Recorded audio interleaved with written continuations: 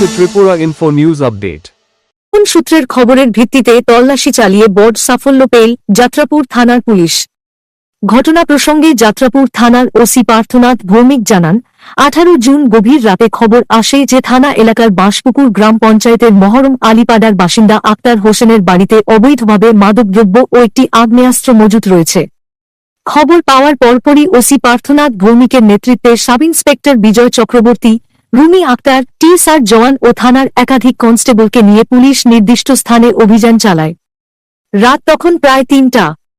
আক্তার হোসেনের বাড়িতে তল্লাশি চালিয়ে তার বসতঘর থেকে একটি প্লাস্টিকের ড্রামে রাখা 20 কেজি 500 গ্রাম শুকনো গাঁজা, 20 বোতল এসকাফ সিরাপ এবং একটি দেশি বন্দুক উদ্ধার করা হয়।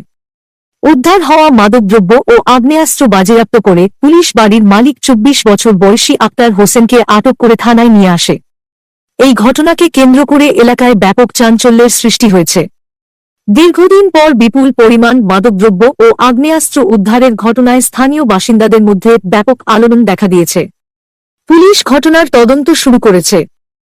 শুনতে পেয়েছি কিছু এনডিপিএস আইটেম সাথে একটা দেশি বন্দুক উদ্ধার হয়েছে আপনার থানা এলাকায়, বিষয়টা কি?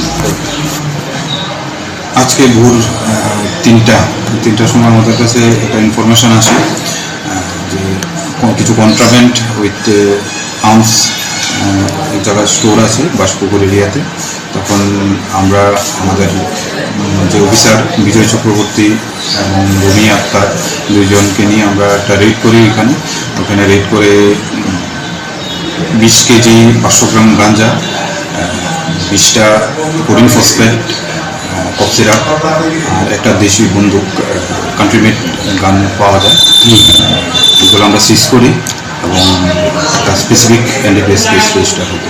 গ্রেপ্তার করা কাউকে সম্ভব হয়েছে? ওই কানেকশনের একজন লোককে আমরা ডিটেন করি, এর বিরুদ্ধে কেস রেজিস্টার হবে এবং কোর্টে পাওয়া যাবে। আচ্ছা, তাকে আজকে কোর্টে পাঠাবে? আজকে কোর্টে পাঠাবে। ঠিক আছে।